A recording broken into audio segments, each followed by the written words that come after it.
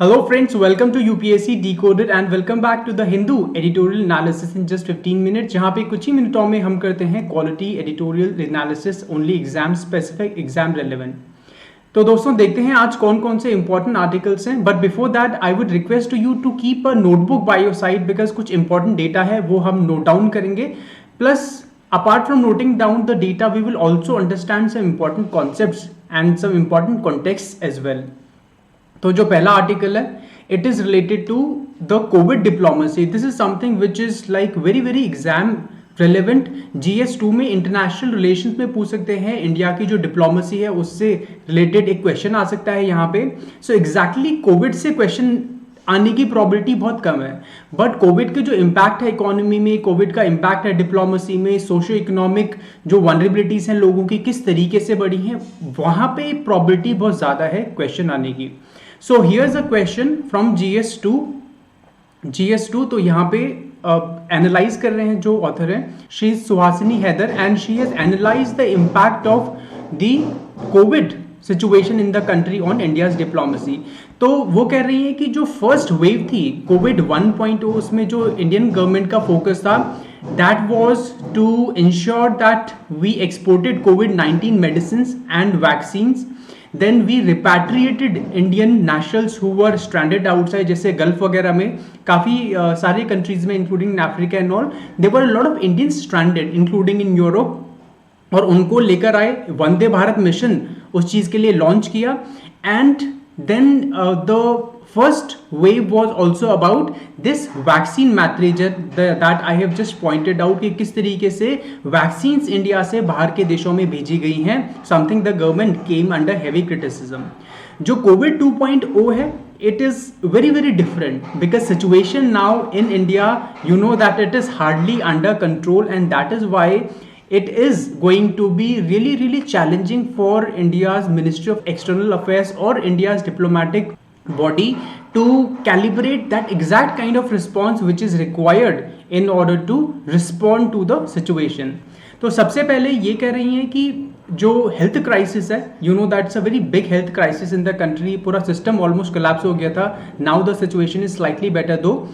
तो हमको रेमडेसिविर और फैपिपीराविर ये जो दो ड्रग्स हैं इनकी ज़रूरत पड़ी इंपोर्ट करने की यूएस से, रशिया से।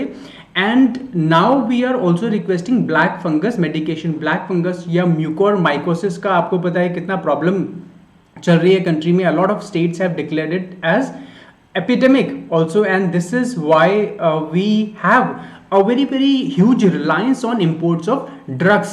So that is the first thing. Medicines is the first thing, or the associated component like say oxygen cylinders and all. Now what is the second important challenge? The second important challenge is to vaccinate the people of the country, because तभी corona की situation कम होगी, Covid pandemic का level control में रहेगा। So it will be like very very less if we vaccinate most of the people. So what it is saying that the rest of the year, if not much of 22, will be focused on bringing vaccine। अब जो government के सामने जो challenge है that is to ensure that किस तरीके से हम वैक्सीन प्रोक्योर करें, because apparently गवर्नमेंट ने कहा है कि दिसंबर एंड तक we will have a good capacity and most of the people will be vaccinated, but experts बोल रहे हैं ऐसा नहीं होने वाला है, हमको बाहर के देशों से हेल्प की जरूरत पड़ेगी। And that is why the External Affairs Minister, Mr. S. Jaishankar, is recently in the US or has been to the US recently to ensure that जो vaccines वगैरह हैं वो हम procure कर सकें। So there are multiple ways that the government is targeting to bring in the vaccines in the country. One is to ensure कि directly हम purchase कर लें जो US का stock pile है। दूसरा तरीका है to have more vaccine ingredients which are restricted for exports in the US। तो यूएस ने रिस्ट्रिक्ट किया हुआ है जो रॉ मटेरियल्स है, इंग्रेडिएंट्स आते हैं जो वैक्सीन में। इनफैक्ट कुछ टाइम पहले other Poonawalla who is like the head of serum institute of India, उन्होंने रिक्वेस्ट की थी जो बाइडेन को कि प्लीज जो आपने एक्सपोर्ट रिस्ट्रिक्ट किया हुआ है, बैन कर रखा है, उसको और दोबारा से आप अलाउ कर दीजिए, फ्लेक्सिबल हो जाइए, so that we can produce more vaccine in the country. So that is another request India is going to send over there. And then we have to buy more outright stock from the US manufacturers like Pfizer, Moderna, Johnson and Johnson, ताकि अगर कुछ उनका vaccine यहाँ पे आ जाता है, so naturally it will be a big boost to India's vaccination program. Plus उनको ये भी encourage कर रहे हैं to produce those vaccines in India. So that is another way that India is going to lobby with the US administration. Then it is talking about the patents से related जो challenge है, patent waiver की बात कर रहे थे. आपको पता होगा अक्टूबर 2020 में इंडिया एंड साउथ अफ्रीका ने जॉइंटली WTO में एक प्रपोजल रखा था कि जो ट्रिप्स के अंदर में IPR रिजीम है, इंटेलेक्चुअल प्रॉपर्टी राइट्स हैं अंडर ट्रिप्स, उसको वेव ऑफ कर दीजिए, right, for some time temporary waiver दे दीजिए. But most of the developed countries are against it, specially US, Germany and France. US ने अभी प्राइमा फेसी इन प्रिंसिपल हाँ बोल दिया, but you know we are never sure कि क्या आगे स्टैंड होगा और कितना टाइम लगेगा उस चीज़ को इम्प्लीमेंट होने में, अगर ऐसा कुछ चीज़ होता भी है WTO में तो. So that is also something we can't rely upon. Another thing it is saying is that there is a diplomatic fallout. There is a diplomatic fallout. India का थोड़ा सा एक इमेज है डेंट हुई है. Why? Because a lot of countries were dependent upon India, especially the neighbors. India के जो neighbors हैं like Nepal, Bhutan and Bangladesh etc. and the poor countries in Africa, they were dependent in a large measure upon India's vaccination program. इन्होंने भूटान का example दिया है कि किस तरीके से जो इंडिया ने फर्स्ट जो कंसाइनमेंट भेजा था, जो फर्स्ट डोज थी कोविशील्ड की, तो भूटान ने लगभग 93% पॉपुलेशन को वैक्सीनेट करवा दिया. बट जो सिचुएशन इंडिया में चेंज हो गई उसकी वजह से बैन हो गया, वैक्सीन एक्सपोर्ट पे बैन हो गया and Bhutan is left stranded. अब उनको जो सेकेंड डोज देनी होती है राइट लोगों को, वो नहीं है. And now it is looking frantically for options in other countries like US and China. तो उस चीज़ से कहीं ना कहीं इंडिया की जो इमेज है वो खराब होती है. And that is something we should be more conscious about कि इस तरीके से हम बजटिंग करें ताकि जो कंट्रीज हैं जो इंडिया पे इतना डिपेंडेंट थे, इस तरीके से सिचुएशन दोबारा रिपीट ना हो. Then it is also talking about what are the ways that we can ensure कि in future इस तरीके का पैंडेमिक ना हो. बिकॉज आपको पता है US ने एक इन्वेस्टिगेशन बैठाई है और उसमें अभी प्रोबेबल कॉजेज डिटर्मिन कर रहे हैं कि कहाँ से वो वायरस आया, वो लैब इंसिडेंट था, डिलिबरेटली था, एक्सीडेंट था या कोई और चीज़ थी, जूनोटिक ट्रांसमिशन था, that is from animals to human beings. तो कई सारे जो प्रॉबेबल थियोरीज हैं वो सर्कुलेट कर रही हैं and one of the theories is that it was an accident, lab accident था या डिलिबरेटली किया या एक्सीडेंट ही हो गया गलती से, लेट से वो वायरस एस्केप हो गया and China could not control it. So it is asking for stricter regulation. It is asking for a revision of the 1972 Biological Weapons Convention. So this is something which is another option that India has on the table, that India can be a very strong voice amongst a group of nations which can demand the revival or revision of the 1972 Biological Weapons Convention. Please check out more about 1972 Biological Weapon Convention. Detail में आप लोग ये देख लीजिए कितने members हैं, कब ratify हुई थी, बिकॉज इस तरीके की चीज़ें रिलेटेड जो चीज़ें हैं एग्जाम में पूछी जा सकती हैं. Now let's come to the next article. So the second article we are not going to do because it is talking about the impact of corona on the Indian economy, but it is giving a lot of data. Actually there is nothing contextual to understand, बहुत ज़्यादा data है तो ये हम नहीं करने वाले. This data is not important, quarterly data है बाय द वे NSO का, so that way it is not important. Data will keep changing. Next is, let's say, what is the next article? Yes, when 2 is too little. This one, when 2 is too little, that means तो China का जो 2 child policy है that has been changed. So पहले 1 child था, फिर 2015 में 2 child policy हो गया. Now in 2021 it has got a 3 child policy. अब आप सोच रहे होंगे कि किस तरीके से ये हमारे एग्जाम से रिलेटेड है, हम कैसे इसको यूज़ कर सकते हैं. दोस्तों आप यूज़ कर सकते हो बिल्कुल कैसे, GS1 में you know that population issues in India, so that is one very important topic. वहाँ पे आप एग्जैक्टली मेंशन कर सकते हो जो हम डिस्कस करने वाले हैं. Plus, you can also mention it in GS3. Demographic dividend. Indian economy में demographic dividend is a very important theme and that way you can leverage it there as well. तो आप example के साथ case study बता सकते हैं China का कि किस तरीके से अगर ज़बरदस्ती आप मैनिपुलेट करोगे आर्टिफिशियली अपनी डेमोग्राफी को तो जो रिजल्ट्स हैं वो अच्छे नहीं होंगे. And China is a very good example of that. One child policy of 1979, you know what happened as a result of that. इतना ज़्यादा फर्टिलिटी रेट कम हो गया कि China started ageing very very rapidly to the extent that there is 18.7% of the Chinese population which is over 60 years. To give you a perspective, as per census 2011, it is roughly about 9.5% for India. और अभी शायद 10% के आसपास होगा, 10.5%. So that way you can see that China is aging very very rapidly and the Communist Party is just alarmed. इतना rapidly age करेंगे, demographic dividend, you know what will happen to that, and a lot of cost will be there because there would be a smaller workforce to support a larger older or great population. So that way it is going to have a lot of important implications for the Chinese economy, plus the labor cost is also rising because of that. So that is why China has become a little more flexible now. And after introducing two child policy in 2015, now in 2021 recently आपको पता है कल परसों की development है that उन्होंने बोल दिया now you can have 3 children. So this way what it means हमारे लिए क्या लर्निंग है इंडिया में कि आप जबरदस्ती इन्फोर्स नहीं कर सकते, आप डिक्टेट नहीं कर सकते और अपने मनमाने तरीके से आप ये नहीं बोल सकते कि हमको ये एक्स रिजल्ट मिलेगा अगर हम ऐसा करेंगे. सो सबसे बेस्ट पॉलिसी क्या है? सबसे बेस्ट फर्टिलिटी कंट्रोल पॉलिसी है economic development. Development is the best panacea when it comes to containing the population. This is how you can use it in GS1 India के population से related, plus GS3 से because this is associated with demographic dividend also. Demographic dividend में आप mention कर सकते हो कि किस तरीके से चाइना का demographic dividend is shrinking and India का is expanding and India can tap this. So this is how you can utilize this particular article. Now the next one is breaking the cycle of child labor is in India's hands. A very very important topic, by the way, very important article. GS2 में vulnerable sections of the Indian society.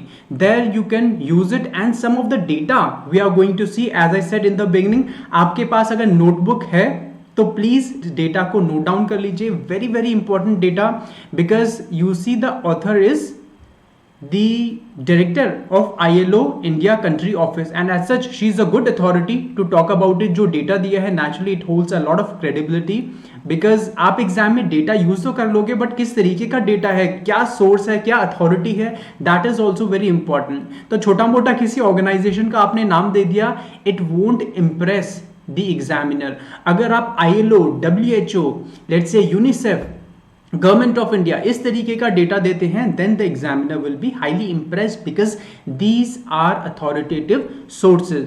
तो यहाँ पे ये जो काफ़ी सारे data देती हैं, by the way you can note it down. So mostly it's in the form of data but she has also said that what is the impact of the Covid pandemic upon child labour. It will probably accentuate, it will probably increase the child labor in India because अभी exactly क्या उसका impact है वो तो किसी को नहीं पता एग्जैक्टली अभी क्या सिचुएशन है, उस पर कितना इम्पैक्ट पड़ा है. But she is surmising, she is conjecturing, मतलब she is basically predicting that the impact is going to be bad. क्यों? क्योंकि एक तो बहुत सारे जो स्टूडेंट्स हैं they are out of schools. और अगर हम ऑनलाइन एजुकेशन की बात करें तो दोस्तों ऑनलाइन एजुकेशन आपको पता है कि जो रूरल एरियाज में थोड़ा चले जाओ, शहर से बाहर चले जाओ, आपको पता है किस तरीके की इंटरनेट कनेक्टिविटी आती है. थोड़ा और अंदर गांव में चले जाओ, हिंटरलैंड में, तो क्या वहाँ पे इंटरनेट की सिचुएशन है, बहुत सारी जगह तो नेटवर्क ही नहीं है. तो कहाँ से आप ये ऑनलाइन एजुकेशन करोगे, डिजिटल एजुकेशन को एक्सेस करोगे, right? So that is impacting their education and that prompts them to come to the workforce because जब वो स्कूल नहीं जा रहे तो पेरेंट्स को लगता है यार घर पे बच्चा बैठा हुआ है, ये क्या करेगा, फालतू का बैठा हुआ है, इससे अच्छा कुछ काम कर लो, खेती कर लो, छोटे छोटे बच्चे हैं उनको काम पे लगा देंगे. और for some other miscellaneous work, let's say child labour as such, कुछ कंस्ट्रक्शन साइट पे काम कर लो. And second reason she has given is that the parents are also unable to find work. आपको पता है किस तरीके से माइग्रेंट क्राइसिस हो रहा है इंडिया में, and that is leading to loss of wages. जब उनके पास वेजेस नहीं है, बच्चे हैं, उनको पता है बच्चे स्कूल नहीं जा पा रहे, तो क्या करेंगे वो तो पेरेंट्स यही बोलेंगे ना, अब भूखे मरने से अच्छा तो आप भी काम कर लो, राइट. तो खुश होके कोई भी पेरेंट्स अपने बच्चों को चाइल्ड लेबर नहीं करवाएगा, एटलीस्ट आज के जमाने में. बट सिचुएशन इस तरीके की बन गई है कोरोना की वजह से कि they are compelled to push them into child labor. So this is what she is saying, and then she has given certain data. You can note it down. Some very important data is there. कभी भी child labor पे question आए, सीधे आंख बंद करके लिख दीजिए, आपके मार्क्स अच्छे आएंगे ही आएंगे, along with some important obviously contextual understanding that you will have to show. So you can note it down. 152 million children around the world are still in child labor. 73 million of them in hazardous work. This is the first data, or you can take a screenshot if you wish. The Census of India 2011 reports 10.1 million working children in the age 5 to 14 years. Devastating consequences of corona for their education, skills acquisition and their future possibilities. एक और चीज out of school की वजह से problem क्या हो रही है, एक तो है कि चाइल्ड लेबर बढ़ रहा है, दूसरा what about their skill acquisition. अब 2-3 साल का गैप हो जाएगा और आपको पता है किस तरीके की क्वालिटी एजुकेशन है ज़्यादातर इंडिया के स्कूल्स में. So that is impacting their future prospect. Now we talk about demographic dividend. What will happen to demographic dividend?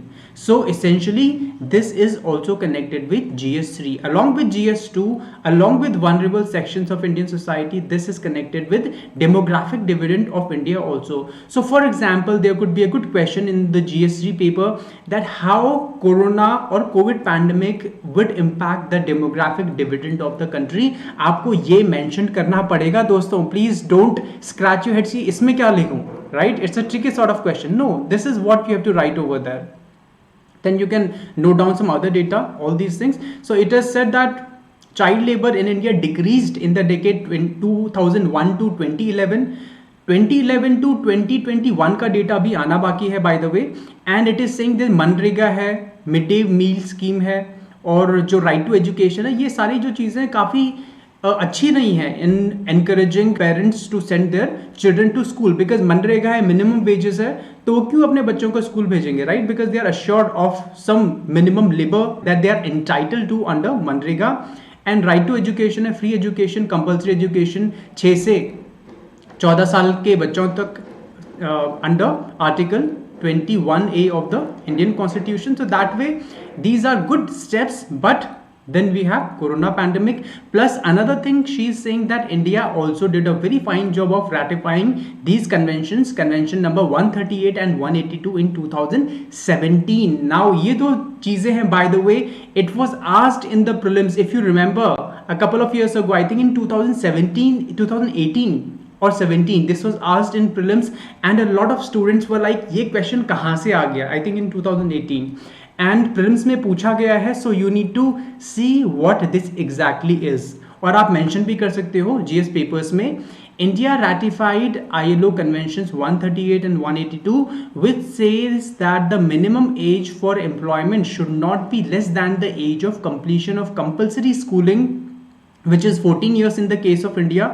So may be let's say किसी और कंट्री में 14 साल की जगह 16 साल है, जो डेवलप कंट्रीज है वहाँ पे थ्रेशोल्ड जनरली ज़्यादा रहता है. So that is ILO Convention 138 and 182 calls for elimination of the worst forms of child labor respectively. Worst form of child labor, hazardous factories में फायर क्रैकर्स वगैरह, जहाँ पे लेट्स से कुछ केमिकल्स बनते हैं, तो वहाँ पे बिल्कुल absolutely no tolerance to that. So that is something India has signed to. So we are done with this article also. In the next page, actually the articles are not important. This one is, so it is about data transparency on the pandemic policies. Obviously this is not important. तो 2 articles economy से related हैं दोस्तों, Indian economy से. Prima facie they appear to be important, but actually GS3 में यहाँ पे ज़्यादा usage नहीं है, बिकॉज ये डेटा को एनालाइज कर रहे हैं और data it keeps on changing. For example in this particular case government की एक रिपोर्ट आई है in this particular case, in this one government की एफडीआई पे रिपोर्ट आई है कि 81 बिलियन डॉलर्स के आसपास जो 2020-21 फिस्कल ईयर में हमारे पास एफडीआई आए, बट इन्होंने फिर उस चीज़ को डाइसेक्ट किया है कि किस तरीके से एक्चुअली इतना पैसा वो एफडीआई में नहीं आया, वो एफआईआई में आया है, फॉरेन इंस्टीट्यूशनल इन्वेस्टर्स से आया है, वो शॉर्ट टर्म में स्टॉक मार्केट में है. As such it is not leading to employment generation, it is not leading to some capital expenditure in the country. And likewise this one, it is analyzing the impact of the monetary tools that RBI has at its disposal, कि किस तरीके से RBI के जो monetary tools हैं like repo rate वगैरह, तो वो काम नहीं कर पाए कोविड पैंडेमिक की सिचुएशन में. तो fiscal policy should alone spur the economy. Fiscal policy, government के जो मेजर्स हैं, जो इंजेक्शंस हैं, जो स्टिमुलस है, पैसे का इन्वेस्टमेंट ड्राइव है, पब्लिक जो एक्सपेंडिचर है वो ज़्यादा होना चाहिए. That is something which the government should do, but ज़्यादा उसके बारे में इन्होंने मेंशन नहीं किया हुआ. It is basically shown that RBI की जो मॉनेटरी पॉलिसीज हैं किस तरीके से काम नहीं कर पाई हैं. So that was all for the day दोस्तों. If you like the session, just don't forget to press the like button, and I will see you tomorrow at the same time. Till then, take care. Have a good day ahead.